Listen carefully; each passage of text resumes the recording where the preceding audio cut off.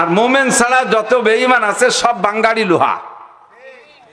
40 টাকা কেজি, 40 টাকা কেজি। ও পোড়াইয়া ফিটাই আমার নেওয়ার দরকার নাই, পাইকারি দরে দাড়ি পাল্লায় উঠে দিছি, সাথে 2-5 কেজি মাটিও চলে যায়। একজন আলেমের সন্তান যদি পঙ্গু পাঙ্গা হয়, প্রতিবন্ধী হয়, এলাকার মানুষ কি কয়, দেখতি হুজুর হুজুর, বড় হুজুর উপরে কি যেন আকাম করে তুইছে, নালি ওই হবে কে। উনি 7 দোয়াতে চলি রাখি, উনি কোনো গুনাহ খাতা করে না, এমনি একটু হালকা পাতলা সুদে ব্যবসা, আর একটু সর্বোচ্চ ধরে নামাজ দায়ী না পড়ে না, ফাঁক পালি একটু জিনা করে আর একটু আড্ডায় মদ খায়, তেমন কোনো অন্যায় উনি করে না। একটু টোন মারে, মন মারে, রাস্তা মারে, খাল মারে, বিজিএফ কার্ড মারে, পঙ্গু ভাতা, বয়স্ক ভাতা বেঁচে খায়, পরের জায়গা জবরদস্তি করে দখল করে, তেমন কোনো অন্যায় করে না। এই জন্য উনার ছেলে মেয়েগুলো খুব হ্যান্ডসাম, রোগ ব্যাধি হয় না। আর হ্যান্ডসাম হলেই যদি ভালো হয়, ফিরাউনের 300 বছরের ভিতরে একটা দিন মাথা ব্যথা হয় নাই, একদিন জ্বরও হয় নাই, ওর পা দেও গন্ধ হয়নি। সুদের টাকা ঘুষের টাকা গুনাগুনি করতেছো, আটখান প্যারালাইসিস হয় না, মনে মনে একটা সাহস, এ যদি বড় অন্যায় হতো তাহলে মারাত্মক কোনো রোগ হতো, আমার কোনো আপদ বিপদ হতো, আজ 40টা বছর সুদ খেয়ে যাচ্ছি, আল্লাহর ফজলে আমার একটা ঘামাসি হয় না, তাহলে এই সুদ খাওয়া যদি অন্যায় হতো তাহলে তো আল্লাহ একদিন ধরে ফেলতো। এই একটা বুঝ অনেকের আছে, কিন্তু আল্লাহকে আমি তো গণ গণ ধরি না। প্যারালাইসিস করে ফেলাবে, তোর বউ হারায় যাবে, তোর মাইয়া হারায় যাবে, তোর ছেলে হারায় যাবে, তোর ব্যবসা প্রতিষ্ঠানে আগুন লাগবে, একার পর এক ধরতে তালে থাকবে, সেদিন দুনিয়ার কেউ তোরে ঠেকাইতে পারবে না। এই পরীক্ষা নেব, পরীক্ষায় যারা পাশ করতে পারবা তাদের সম্পর্কে আল্লাহ বলেন তারা হলো সবের আর অবাশির সাবিরিন, ধৈর্যশীলকে আল্লাহ বলেন যে হে নবী, ধৈর্যশীলকে সুসংবাদ দাও। কাটা কাটা তর্জমা বলছি, কিছু কথা আছে খেয়াল করতে হবে। 1 নম্বর কথা হলো আল্লাহ তাআলা আমাদেরকে পরীক্ষা নেবেন। তাদেরকে, আমাদের পরীক্ষা নেবে কে? আপনারা যারা স্কুল কলেজে পড়েন, মাদ্রাসায় পড়েন, বলেন সারা বছর স্কুলে পড়েন, মাঝে মাঝে পরীক্ষা হয় না? পরীক্ষা হয় কিনা? পরীক্ষা হয়। বছরে জেনারেল লাইনে বলে 3টে পরীক্ষা, প্রথম সাময়িক, দ্বিতীয় সাময়িক, ফাইনাল পরীক্ষা। আর মাদ্রাসায় বলে সেমাহি, ষষ্ঠমাহি, সালানা, 3টে পরীক্ষা। তো আমরা যে মাদ্রাসায় যে স্কুলে পড়ি, সেই মাদ্রাসার সেই স্কুলের শিক্ষকরাই তো আমাদের পরীক্ষা নেয়।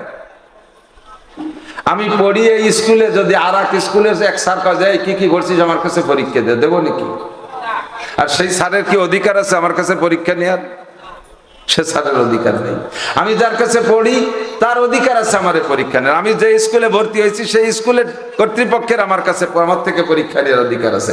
আমি যে মাদ্রাসায় পড়ি এই মাদ্রাসাওয়ালাদের আমাকে পরীক্ষা নেওয়ার অধিকার আছে।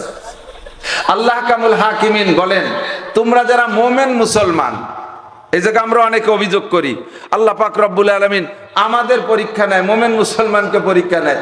আল্লাহ তাআলা আর তো কেউ পরীক্ষা নেয় না।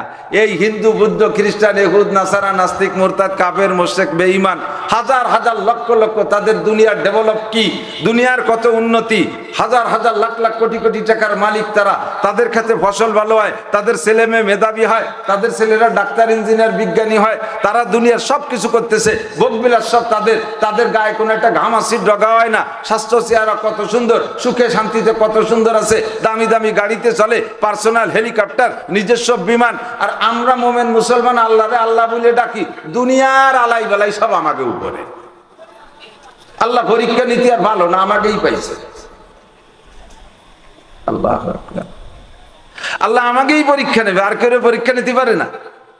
আল্লাহকে বোকা, বাকি যারা আছে সব, ওর একটা আমার মাদ্রাসার ছাত্র না, ওগুলো আমার স্কুলের ছাত্র না, তো অন্য স্কুলের ছাত্ররা আমি পরীক্ষা নেব কে? যত মোমেন মুসলমান যারা পড়েছে লা ইলাহা ইল্লাল্লাহ মুহাম্মাদুর রাসূলুল্লাহ, যারা এই কলেমা পড়বে, আখেরি জামানার কলেমা, যারা এই কলেমা পড়বে, কলেমা পড়ার সাথে সাথে তারা আমার মাদ্রাসার ছাত্র হয়ে গেছে। আপনারা সবাই আল্লাহর মাদ্রাসার ছাত্র, খুশি না বেজার? তা আল্লাহর মাদ্রাসায় ভর্তি হয়েছি, এবার আল্লাহ যদি পরীক্ষা নাই, পরীক্ষা দিতে হবে না? পরীক্ষা দিতে হবে না? পরীক্ষা নেওয়ার অধিকার আল্লাহর আছে না নাই? আল্লাহ ফাআলুল লিমা ইউরিদ, আল্লাহর যত গুণ আছে তার ভিতরে একটা গুণ হলো ফাআলুল লিমা ইউরিদ, যা খুশি তাই করেন। আর একটা গুণ হলো আলা কুল্লি শাইইন কাদির, যা করতে চান তা করতে পারেন। এ ক্ষমতা কার? ডোনাল্ড ট্রাম্পের? নেতানিয়াহুর?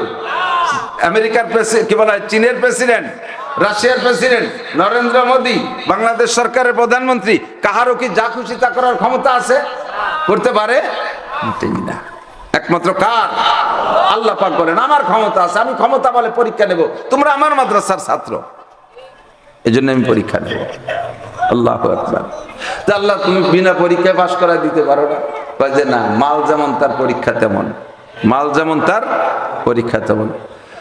আপনাদের এলাকায়, আমাদের সারা বাংলাদেশে তো একই অবস্থা। স্বর্ণের ভরি বর্তমানে বাংলাদেশে কয় টাকা? 2.5 লক্ষ টাকা প্রায়। এই যে মধ্যপ্রাচ্যে গঞ্জাম ফাসাতে সোনার দাম বেড়ে গেছে, সবচাইতে দাম বাড়ছে। ছোটবেলায় যার যার দাম বেশি দেখছি, তার ভিতরে সোনার দামটাই সবচেয়ে বেশি বাড়তে দেখছি। আজ থেকে 25 বছর আগে স্বর্ণের ভরি ছিল 5,000 টাকা, আর আজকে স্বর্ণের ভরি 2.5 লাখ। কোথায় 5,000 আর কোথায় 2.5 লাখ? এখন যে পরিমাণ পয়সার মালিক হয়েছে মানুষ, যদি 5,000 টাকা ভরি হতো তাহলে সোনায় দিয়ে দালানের ছাদ পিটিতাম। তো সবকিছুর দাম বাড়ছে, তো স্বর্ণের ভরি 2.5 লাখ। স্বর্ণের পরীক্ষা। আর এই বাঙ্গাড়ি লোহা লক্কর কিনতে আসে না একদল বাঙ্গাড়ি, ভাঙ্গা টিন, ভাঙ্গা সাইকেল, পুরন রিক্সা, পুরন ফেলাইনি মোটর, এ কিনতে একদল আছে না, বাঙ্গাড়ি। বাঙ্গাড়ি কয় তো বাঙ্গাড়ির কেজি আর স্বর্ণের কেজি কি একদম? বাঙ্গাড়িও বিক্রি হয়, স্বর্ণও বিক্রি হয়, দুধের যাচাই বাছাই কি একরকম? আমি গতকালকে না তার আগের দিন বাড়ির বাঙ্গাড়ি বেশি খানি, এই কার্টন ছিল কতগুলো, তা বেশি 10 টাকা হয় কেজি। আর লোহা লক্কর কতগুলো আনছি, তা নেছে 40 টাকা করে। তো যে কয়টা বেচলাম তার ভিতরে অনুমান কেজি 2 মাটি দিছি। 15-16 কেজি দিছি লোহা, তার ভিতরে না 20 কেজির মতো, তার ভিতরে 2 কেজি মাটি গেছে। আর লাস্টে যে আবার কেজি 1.5 মাপা ছাড়া নিয়ে গেছে। এলো বাঙ্গাড়ি। আর সোনা বেচতে গেলে এমন 2 কেন কানের দুল নিয়ে যাবেন স্বর্ণকারের কাছে, নিয়ে দেবেন, বাবা আমি এই তো বেচতে আইছি, অভাবের মধ্যে কয় টাকা দিবি? ও কয় কাকা মাপিয়ে দেখলাম 2 খানে 8 আনা হয়। এর বেচা কিনা 2 পদ্ধতিতে। এক হলো যদি যেভাবে আছে এইভাবে বেঁচে যান, তাহলে ভরিতে 4 আনা খাইত বাদ, ভরিতে 4 আনা খাইত বাদ, বাকি যেটুক থাকবে সেইটুকির দাম 2.5 লাখ টাকা করে। তাহলে 4 আনার থেকে 8 আনার থেকে যদি 4 আনা ধরে ভরিতে বাদ যায়, তাহলে তোমার 8 আনায় থাকবে 6 আনা। এই 6 আনার দাম যা আসে তাই পাবা। এলে 1। 2 নম্বর আরেকটা হলো আমি পোড়াবো, পোড়াইয়ে আমি খাইত বের করবো, খাইত বের করে যেটুক থাকবে সেইটুক 2.5 লাখ টাকা। তার মধ্যে আর কোনো 4 আনা 8 আনা নাই, যেটুক থাকবে সেটুক। কারণ বুড়ো চিন্তা আছে বড়িতে 4 আনা থাকবে না, না পোড়ালে আমার সোনাতে অত কমবে না, তাহলে তুমি পোড়াও। এবার ওর পোড়াতে দিয়েছে, পোড়াইয়ে পানি বানাই ফেলাইছে, পানি বানাই জমাইছে, জমাইয়ে পিটাইছে, আবার পোড়াইছে, পানি বানাইছে, আবার জমাইছে, আবার পিটাইছে। এইভাবে 10 পোড়া দিতে 12 পিটাইয়ে সে এত বড় 2 কানের দুল 2 বুতামের মতো হয়ে গেছে। এখন বুড়োর চোখ কপালে উঠে গেছে, বাবা তোর পায়ে ধরে আর পোড়াইতে, ফিরে পোড়া দিলে থাকবে না। ও ভাই স্বর্ণকার কয় কি কাকা আর একটা পোড়া। এর ভরি 2.5 লাখ টাকা। ভরি কত? 2.5 লাখ টাকা। এক তিল পরিমাণ খাইত থাকতে আমি কিনবো না। আমি তো আগেই কইছিলাম এই হিসেবে দাও, তাহলে বুড়া বুড়ি নাই। তা যখন দিলে না পুড়ায় নেবো, আমি খাইত থাকতে নেবো না। ভরি 2.5 লাখ টাকা। এই কি এক সাইজের কটা গোয়াল তো গুছাইছে।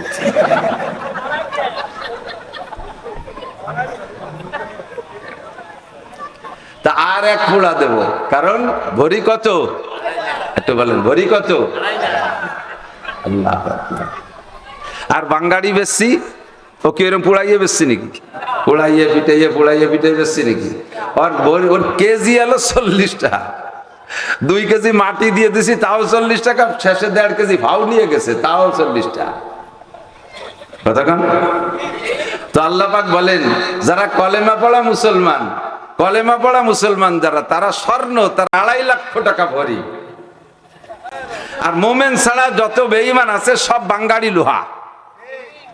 40 টাকা কেজি, 40 টাকা কেজি ও পোড়াইয়া পিটাই আমার নেওয়ার দরকার নাই, পাইকারি দরে দাড়ি পাল্লায় উঠে দিছি, সাথে 2-5 কেজি মাটিও চলে যায়।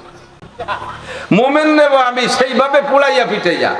এবার স্বর্ণ, যেমন স্বর্ণের ক্যারেট আছে, 32 ক্যারেটের স্বর্ণ আছে, 30 ক্যারেটের স্বর্ণ আছে, 28 ক্যারেটের স্বর্ণ আছে, 26 ক্যারেটের স্বর্ণ আছে, 24 ক্যারেটের স্বর্ণ আছে, 22 ক্যারেটের স্বর্ণ আছে, 21 ক্যারেটের স্বর্ণ আছে, 20 ক্যারেটের আছে, 19-18 ক্যারেট পর্যন্ত স্বর্ণ আছে। যেই স্বর্ণের ক্যারেট যেমন, সেই স্বর্ণ পোড়া খাইছে সেরকম। আল্লাহ তাআলা সেরা সবচাইতে 30-32 ক্যারেটের স্বর্ণ, আসাদুন নাসে বালান আল আম্বিয়া, সবচাইতে বেশি পরীক্ষার সম্মুখীন হয়েছে নবী রাসূলরা। তাদেরকে আল্লাহ তাআলা সেইভাবে পোড়াইয়া পিটাইয়া পাকা করে প্রমাণ করছে এর ভিতরে চুল পরিমাণ খাঁটি নেই। 2.5 থেকে 3 লক্ষ নবী রাসূলকে এইভাবে পোড়াই পিটাইয়া ফ্রেশ করছে। লাস্টে সব নবী রাসূলকে যে পরিমাণ পরীক্ষা নিয়েছে, সমপরিমাণ বা তার চেয়ে বেশি পরীক্ষা নিয়েছেন আমাদের নবী মুহাম্মদ রাসূলুল্লাহ সাল্লাল্লাহু আলাইহি ওয়াসাল্লাম। কোন নবী? আমাদের নবী। নবীকে লাউলা হুমা খালাকাল আফলাকা খালিকুহা লাউলা হুমা খরাজাল ইনসানু মিন আদামি। যেই নবীকে না বানাইলে আসমান জমিন আল্লাহ বানাইতেন না, সৃষ্টি জগতের অনেক কিছু আল্লাহ বানাইতেন না। ওই নবীকে আল্লাহ পাক শত শত হাজার হাজার পরীক্ষা নিয়েছেন। যে যায় কে আনাবান্তা, আমি আপনি কোথায় থাকি? সমাজে যদি কোনো ভালো একজন আলেমের সন্তান যদি পঙ্গুপাঙ্গা হয়, প্রতিবন্ধী হয়, এলাকার মানুষ কি কয়? দেখতি হুজুর, হুজুর বড় হুজুর উপরে কি যেন আকাম করে তুইছে, নালি ওই হবে কে? উনি 7 দোয়াতে চলি রাটি, উনি কোনো গুনাহ খাতা করে না, এমনি একটু হালকা পাতলা সুদে ব্যবসা। আর একটু সর্বোচ্চ ধরে নামাজটাই না পড়ে না, ফাঁক পালে একটু জিনা করে আর একটু আড্ডায় মদ খায়, তেমন কোনো অন্যায় উনি করে না। একটু টোন মারে, মন মারে, রাস্তা মারে, খাল মারে, বিজিএফ কার্ড মারে, পঙ্গু ভাতা, বয়স্ক ভাতা বেঁচে খায়, পরের জায়গা জবরদস্তি করে দখল করে, তেমন কোনো অন্যায় করে না। এই জন্য উনার ছেলে মেয়েগুলো খুব হ্যান্ডসাম, রোগ ব্যাধি হয় না। আর হ্যান্ডসাম হলেই যদি ভালো হয়, ফিরাউনের 300 বছরের ভিতরে একটা দিন মাথা ব্যথা হয় নাই, একদিন জ্বরও হয় নাই, ওর পা দেও গন্ধ হয়নি 300 বছরের ভিতরে। তাহলে এত বড় নিট অ্যান্ড ক্লিন ফ্রেশ পরিষ্কার মানুষ, গায়ে একটা ঘামাসি ওঠে নাই, অথচ খুদাই দাবি করছে। তাহলে এই লোকটা খুদাই দাবি করার পরও তারকে আল্লাহ তাআলা কোনো প্রকার রোগ দেয়নি, তাহলে কি তার খুদাই দাবি করাটা অন্যায় না? কথা বলেন, অন্যায় কিনা? এত বড় অন্যায় করার পরে তার আল্লাহ তাআলা কিছুই কয় নাই। যখন কইছে তখন তো যা কথা কয়ে দিছে, ইন্না বাতশা রাব্বিকা লাশাদীদ। আল্লাহ কয় আমি ঘন ঘন কই না, আমি কই একবার কই, ফামাহিলিল কাফিরিনা আমি হিলহুম রুয়াইদা। সমাজে অনেকে আছে আমরা গুনাহ করি, আপনিও আমিও এরকম, আপনাদের আমি গুনাহগার বলছি না, আমি গুনাহ করি আর মনে মনে ভাবি যে এই গুনাহটা করতেছি, তা আমার তো কোনো আপদ বিপদ হচ্ছে না, তাহলে মনে হয় ইয়া বাড়ি একটু অন্যায় না।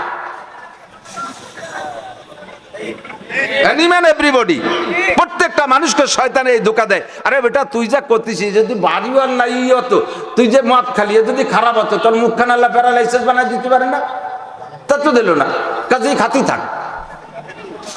সুদের টাকা, ঘুষের টাকা গুনাগুনি করতেছো, আখ্যান প্যারালাইসিস হয় না, মনে মনে একটা সাহস, এ যদি বড় অন্যায় হতো, তাহলে মারাত্মক কোনো রোগ হতো, আমার কোনো আপদ বিপদ হতো, আজ 40টা বছর সুদ খেয়ে যাচ্ছি, আল্লাহর ফজলে আমার একটা ঘামাসি হয় না। তাহলে এই সুদ খাওয়া যদি অন্যায় হতো, তাহলে তো আল্লাহ একদিন ধরে ফেলতো, এই একটা বুঝ অনেকের আছে। কিন্তু আল্লাহকে আমি তো ঘন ঘন ধরি না, তবে ধরি যেদিন ইন্না বাতশা রাব্বিকা লাশাদীদ,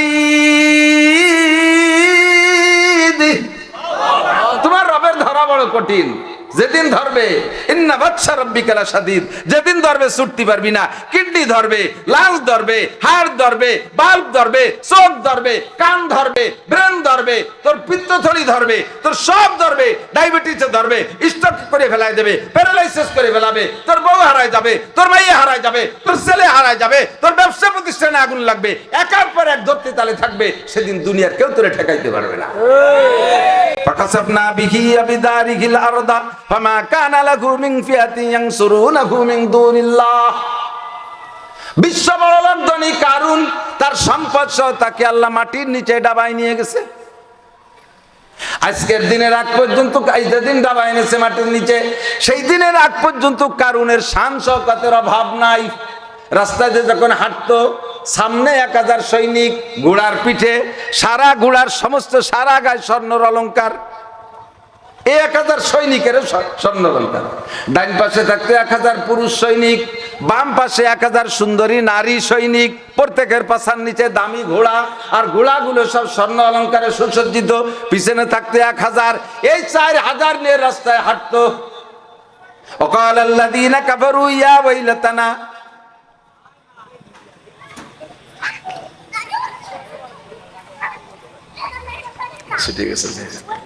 যারা বেঈমান কম ঈমানদার তারা বলতো, আল্লাহ মা কারুন, যদি কারুনের সাথে একটু ছোঁয়া দিয়ে থাকতে পারতাম রে, আর কপাল খারাপ, ওর সাথে একটু ঘুষে ঘুষে চলতে পারলে এরিয়াটা ঘোড়া পাতাম এই বলে আফসোস করে। আর যারা ঈমানদার তারা কয়, আল্লাহ আমাদের ওই রকম অভিশপ্ত সম্পদের দরকার নাই, যা না খাইয়াছি না খাইয়েই থাকি। কিছুদিন পরে যে যখন আল্লাহর গজবে তারে টান দিছে, আল্লাহ এবার কয় ফাকাসাবনা বিহি বিদারিল আরদা ফামা কানা লাহু মিন ফিয়াতিন ইয়ানসুরুনাহু মিন দুনিল্লাহ ওয়া মা কানা মিনাল মুনতাসিরিন। আমি যেদিন টান দিয়ে নিয়ে গেলাম, ফাকাসাব নাবি, খসব বলে মাটির নিচে ডুবে যাওয়া, গরিক বলে পানির নিচে ডুবে যায়, একটা আজীব তামাশা। ভাই মানুষ সুবনি খাইয়ে মরা কথা কয় না, পানিতে ডুবিয়ে সুবনি খাওয়া কয় নাকি রে, পানিতে ডুবে রে সুবনি খাওয়া কয় না, বা কেউ রে ঘাট ধরে পানির মধ্যে কি রে চুব হয়, তা মানসি সুবনি খাইছে পানির মধ্যে, আর ওর কপাল ভালো মাটির মধ্যে সুবনি খাইছে।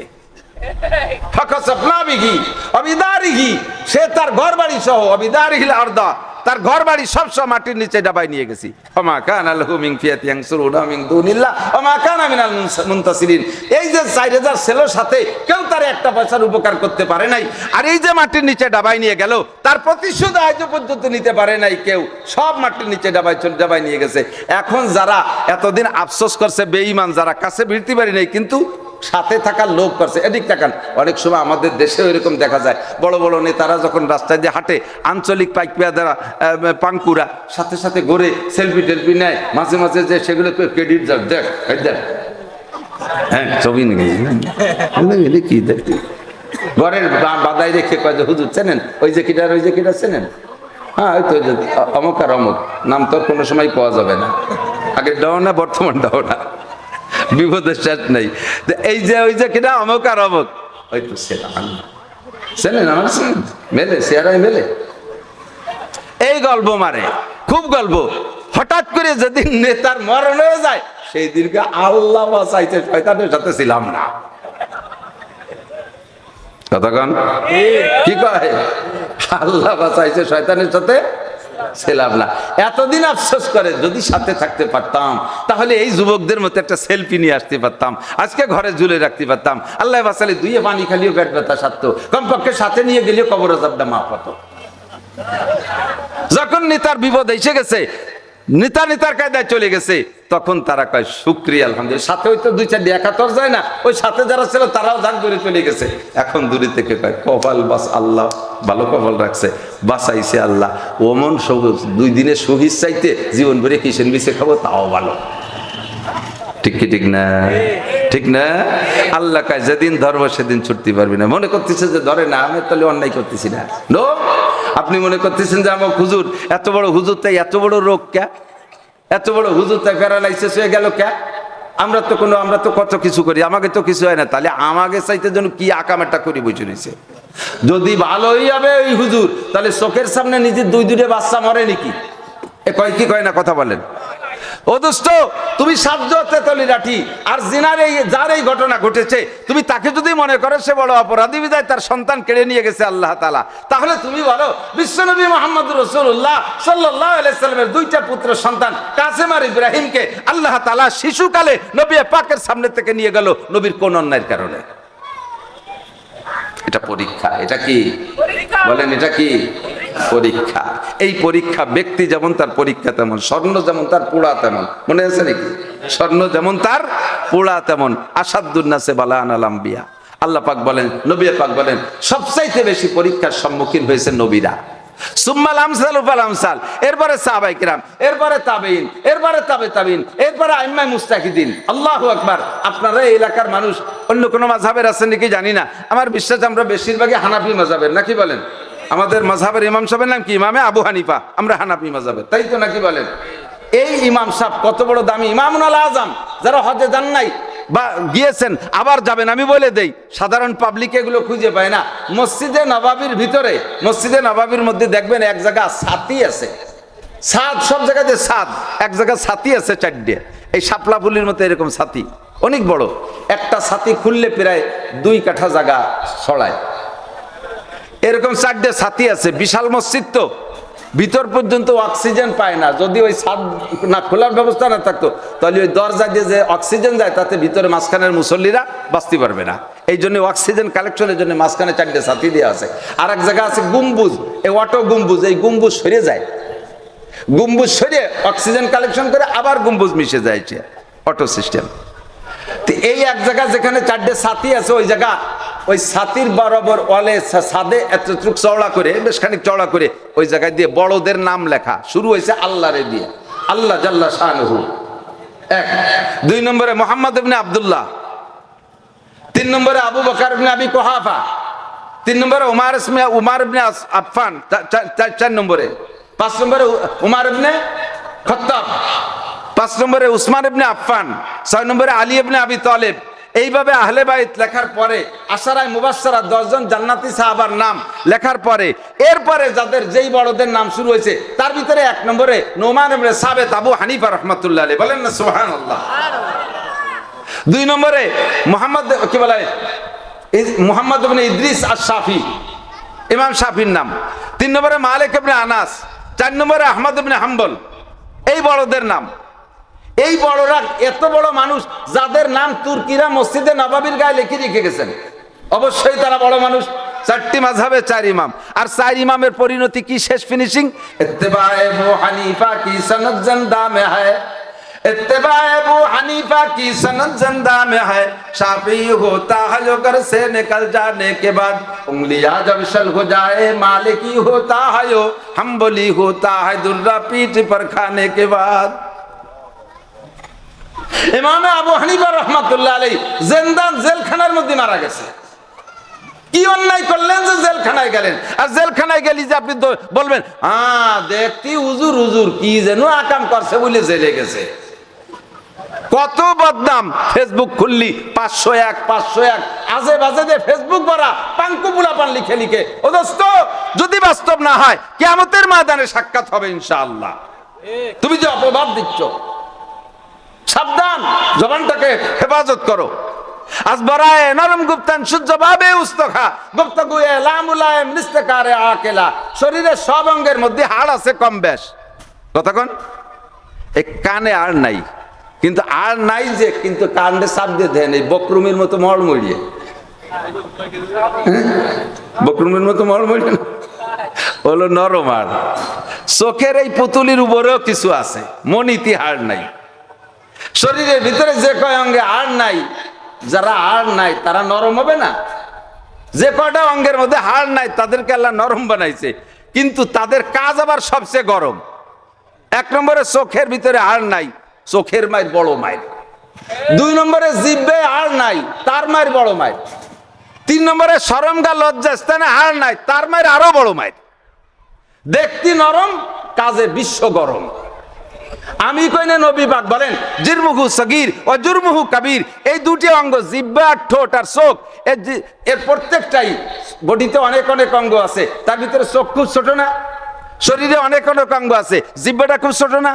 শরীরে কত বড় বড় অঙ্গ আছে, শরমগাটা খুব ছোট না? এই ছোট অঙ্গগুলো নরম, বডিতে ছোট, কিন্তু এর আকাম সবচেয়ে বড়। মানুষকে সবচাইতে বড় বিপদে ফেলাই দেয় জিহ্বে আর শরমগায়। তো জিহ্বেরে আর দেই নেই ক্যা? কাজ বরায়ে নরম গুপ্তান, নরম নরম কথা কবা, সেই জন্য জিহ্বে আর দেই নেই, ওরে নরম বানাইছে যাতে তুমি নরম কথা কও। আজ বরায়ে নরম গুপ্তান সূর্য ভাবে উস্তখা গুপ্তগুয়ে লামুলায়েম নিস্তেকারে আকেলা। এই জিহ্বে দিয়ে অসামঞ্জস্য কথা, ফাহেসা কথা, বাজে কথা, বকাবকি কথা, তারপরে গীবত শিকায়তের কথা, এগুলো জিহ্বের শান না। জিহ্বের আল্লাহ নরম বানাইছে, মিঠে মিঠে কথা কও, হাসি খুশির কথা বলো, আনন্দের কথা বলো, সত্য কথা বললো না। অথচ জিহ্বে দিয়ে মানুষের কলিজা ছিদ্র করে ফেলাচ্ছি। সাবধান। ইমামে আবু হানিফা রাহমাতুল্লাহ আলাইহি, আল্লাহু আকবার। কত বড় ইমাম, বলতে গেলে 2-1টা গল্প না কয়ে পারি না, কষ্ট হচ্ছে আপনাদের? দেখতে খান, একটু চলে যাবো জায়গা মতো, বেশি দেরি করবো না।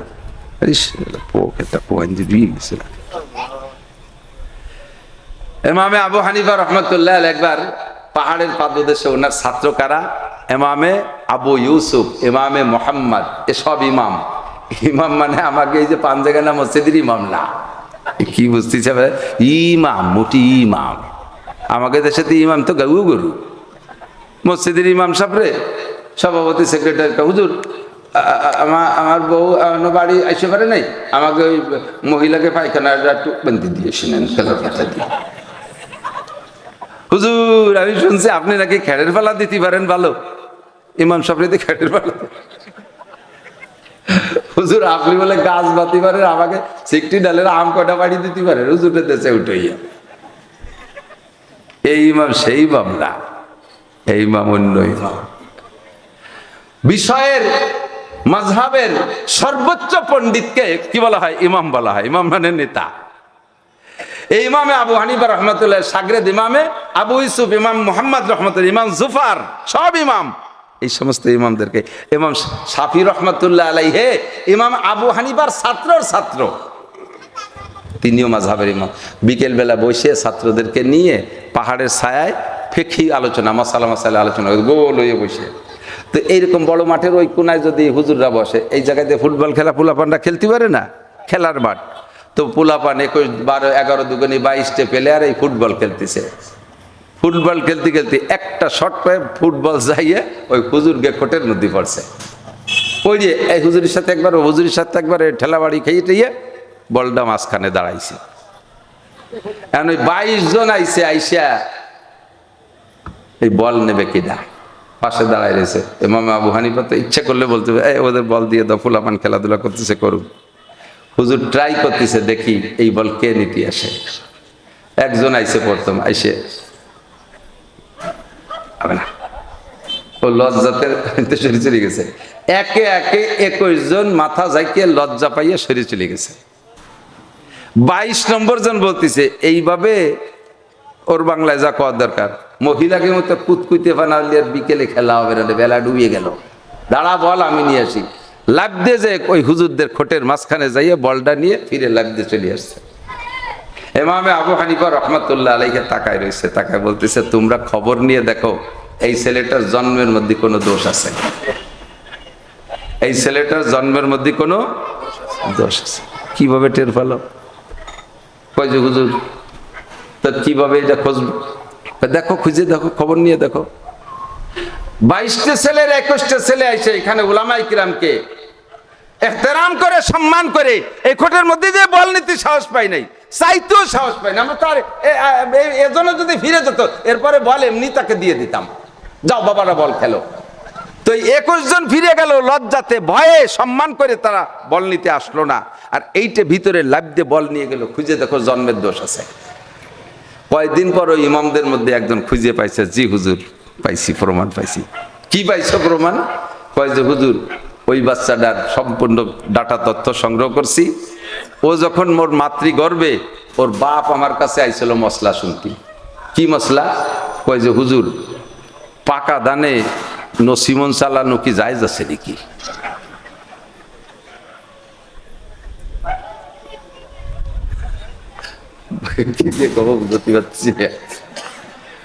জ্ঞান কি হয়েছে? বুই তো আমার দান ও পাক, কিন্তু নসিমন আমি যদি চালাই তাকে ঠিক হবে? তুমি বুঝে দাও কি হবে।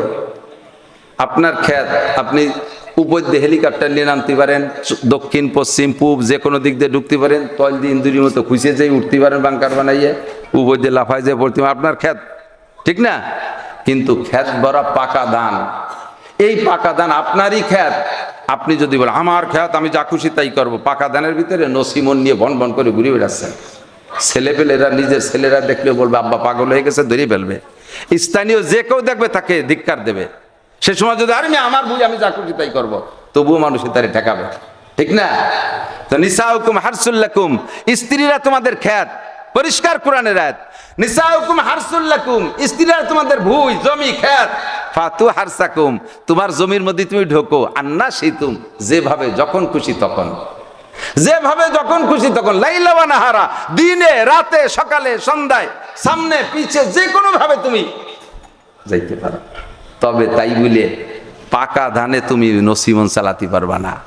নির্দিষ্ট দুইটা সময়, যখন মাসিক হয় সেই সময় ব্যবহার করতে পারবা না, বাচ্চা ডেলিভারির পরে যতদিন রক্তক্ষরণ হয় এটা হলো তাদের পাকা ধানের সময়, এই সময় নসিমন চালাতে পারবা না।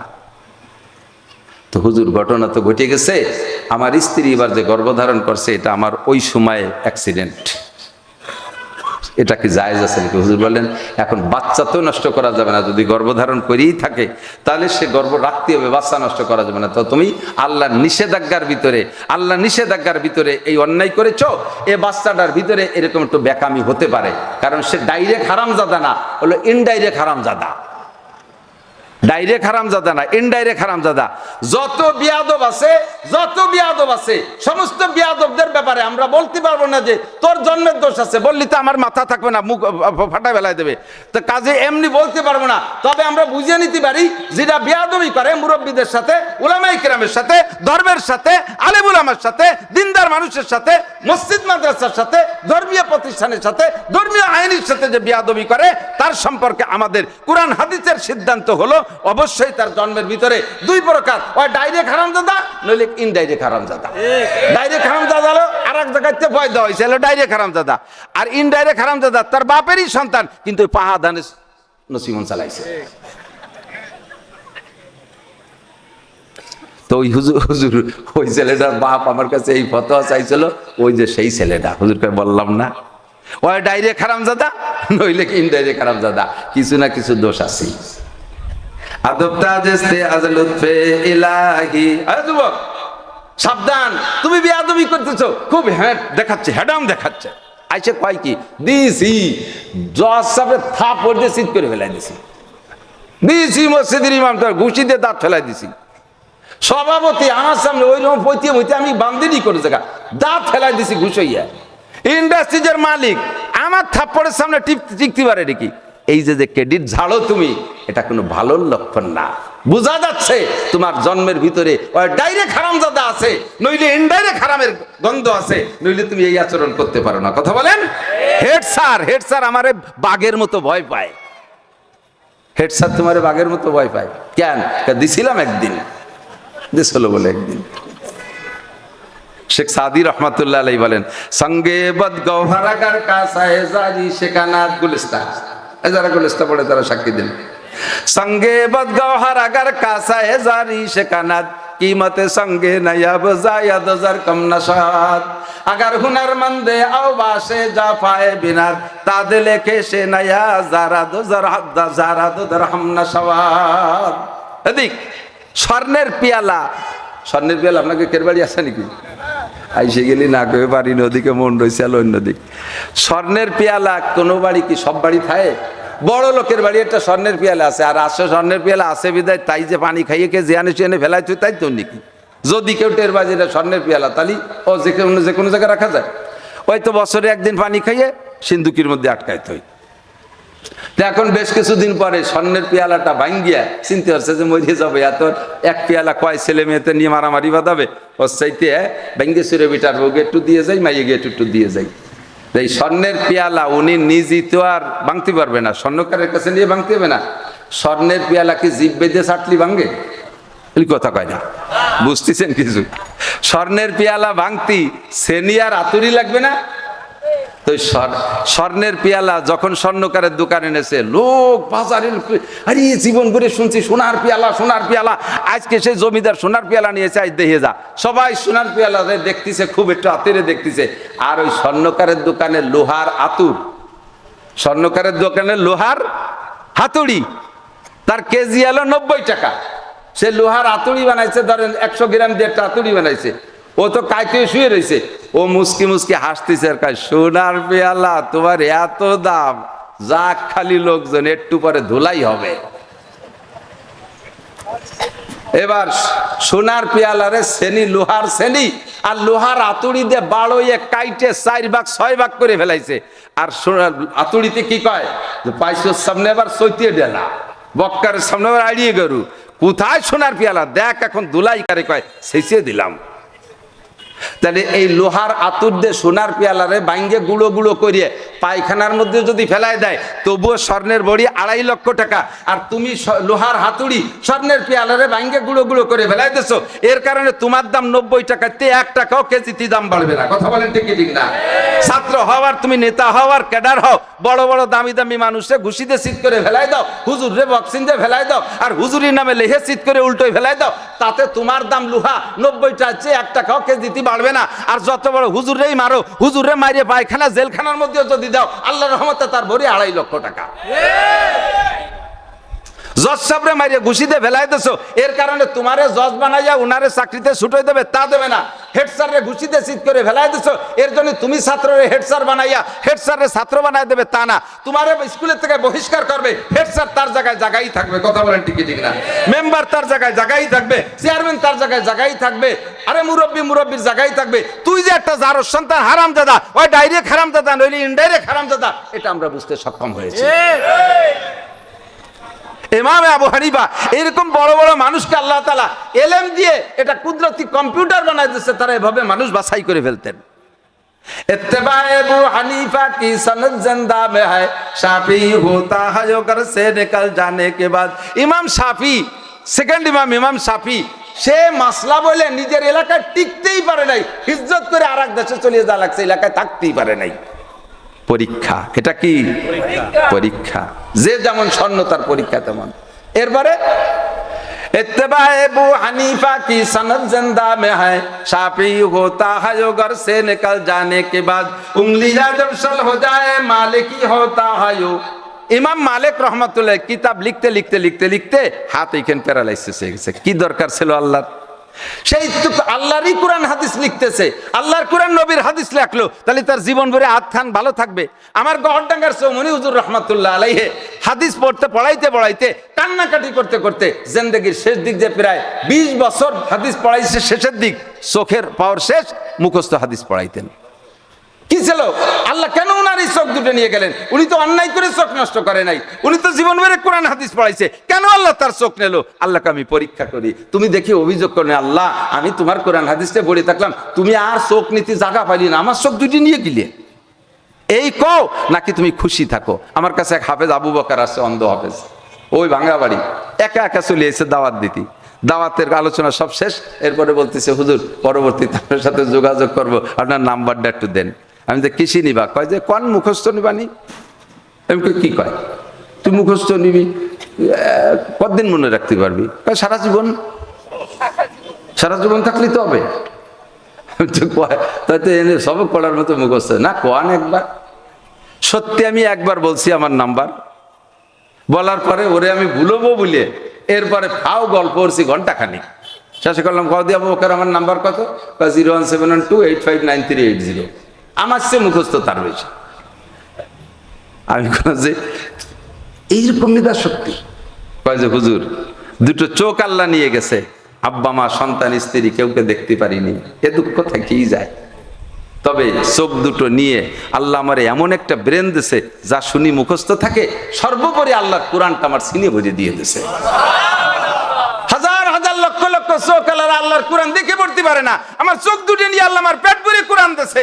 কাজে আমি এতে শুকরিয়া আদায় করি, দুনিয়ার কিছু আমি দেখতে চাই না, কিয়ামতে যেন আমি আল্লাহর কোরআনটাকে দেখে একবার পড়তে পারি। আল্লাহু আকবার। তো দোস্ত, আল্লাহ পাক কাকে কি দিয়ে পরীক্ষা নেয় সেটা আল্লাহরই ব্যাপার। হাত পড়ে গেছে হুজুরির, ওই তো হুজুর মাদ্রাসার টা মারছে বলে হাত পড়ে গেছে। উনি কি সুমারে টারে না, সাধ্যতে তলি রাখি, উনি সামান্য একটু ঘুষিয়ে টাকা নাড়াচড়া করে, একটু সুদ খায়, হালকা পাতলা একটু সুদ খায়, তাতে ওনার হাত পড়ে না। আর ইমাম আহমদ ইবনে হাম্বল রাহমাতুল্লাহ আলাইহি রেশমি কাপড় পুরুষের জন্য হারাম, এই ফতোয়া দিয়ে তৎকালীন বাদশার কাছে এমন নির্যাতিত, উনারে পিটাইয়া, জীবিত পিটাইয়া গায়ের চামড়া ছুলে শহীদ করে দিয়েছে, অথচ মাযহাবের একটা শ্রেষ্ঠ ইমাম। আল্লাহ পাক পরীক্ষা নিতে পারে। আপনাকে যদি পরীক্ষা দেয়, রোগ ব্যাধি দেয়, তাহলে কি আমি বিচলিত হব নাকি? কথা বলেন। আপনি মনে করবেন যে আল্লাহ আমারে পরীক্ষা নিচ্ছে, আমার পাস করতে হবে, আমার ধৈর্য ধরতে হবে, আমার সবর করতে হবে, কোনো বিচলিত হওয়া যাবে না। সন্তান নিয়ে যাবে, আল্লাহু আকবার। এদিক তাকান, খুব খুব খুব ইম্পর্টেন্ট। হযরত খিজির আলাইহিস সালাম মুসা আলাইহিস সালামের কিসসা শুনেছেন। নদী পার হয়ে উপার গেছে, এর আগের টুক তো গেছেই, একটা বলবো বিদায় সবটুক বলতেছি না। নদী পার হয়ে কদ্দূর যাইয়ে দেখে এক জায়গায় এই যে ফুলাপান কটা আইছে না, ওইরকম কুচো ফুলাপান কতগুলো খেলাধুলা হতেছে। হঠাৎ করে তার মধ্যে সবচাইতে ভালো দেখা যায় একটা সুদর্শন বাচ্চাটা এর চেহারার ভিতরে নূর টপকায়, ওই ছেলেটারে দৌড়িয়ে ঠ্যাং দৌড়িয়ে ওয়ালের সাথে বাড়ি দিয়ে মাথা ফাটায় মেরে ফেলে দিছে। মুসা আলাইহিস সালাম তো ধৈর্য ধরা মানুষ না, উনি বলতেছেন কতালতা নাফসান বিগাইরি নাফসিন, এই কাজটা কি ভালো করছেন? এই ছেলেটা কি অন্যায় করছে যে খালি খালি তারে মারলেন? কি দরকার ছিল মারা? তো হযরত খিজির আলাইহিস সালাম বলছেন, মিয়া তোমরা তো গোড়াইতেই কইছিলাম ইন্নাকা লান তাসতাতি মাইয়া সবরা, আমার সাথে তুমি সফর করতে চাচ্ছ, থাকতে পারবা না, এই সমস্ত উল্টো পাল্টা করবো আর তুমি ঘন ঘন জিজ্ঞেস করবা, এত ঘন কথা জবাব দিতে গেলি সেটা সামনে তোমার কতটা বাইর হয়েছে। তো খিজির মুসা আলাইহিস সালাম কয় ঠিক আছে, আর কব না, যদি ফিরে কিছু কই তাহলে থাকবোই না সাথে।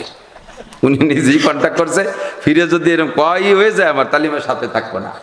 কত দূর যাইয়া ওদের মেরিটারি চলে গেছে, কত দূর যাইয়া এক এলাকা ভরে দুইজন হাঁটতে হাঁটতে ক্লান্ত হয়ে গেছে, গ্রামের মানুষকে কাছে খাবার চাইছে, আমাদের সাথে খাবার দেওয়া যায়, কেউ এক লুকমা খাবার দেয়নি। তো ক্লান্ত শরীরে পেটে ক্ষুধা, দুইজন গাছতলা বসে চিনতে হচ্ছে, দোকানপাটও তো এইরকম ছিল না সে সমাজে, কিছু কিনে কেটে খাবে, কি অরবে কি খাবে। এর ভিতরে দেখা যায় বিল্ডিং একটা 150 হাত লম্বা 30 হাত উঁচু, কায় তৈয়ে পড়ে পড়ে বা ফাঁসার অর্ধেক নিয়ে গেছে। তো খিজির আলাইহিস সালাম মুসা আলাইহিস সালামরা বলতেছে, ভাই বিল্ডিংটা তো পড়ে যাওয়ার মতো, ধরেন দিয়ে আমরা ধাক্কায় সোজা করে ফেলি।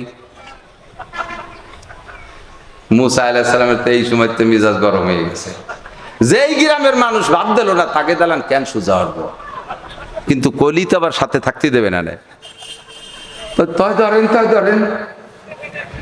মন খারাপ, দুইজনে ধাক্কা মারছে, এত বড় বিল্ডিং, এই দুইজনের ধাক্কায় সোজা হয়? আল্লাহ কয় ওমা রমাইতা ওয়ালাকিন্নাল্লাহ রমা, ধাক্কা দিবা তুমি, বুলডোজার শক্তি দেবো আমি, বলেন সুবহানাল্লাহ। দুইজনে ধাক্কায় বিল্ডিং রে সোজা আছে, তারপরে কষ্টখানি কইছে, আগে রে কিদে তো রইছে পেটে, ফিরে দালান ঠেলি কষ্ট হইছে, সে বইছে, আর একদিক ফিরে কয় থাকতে তো পারবোই না, বাপ ভালো না।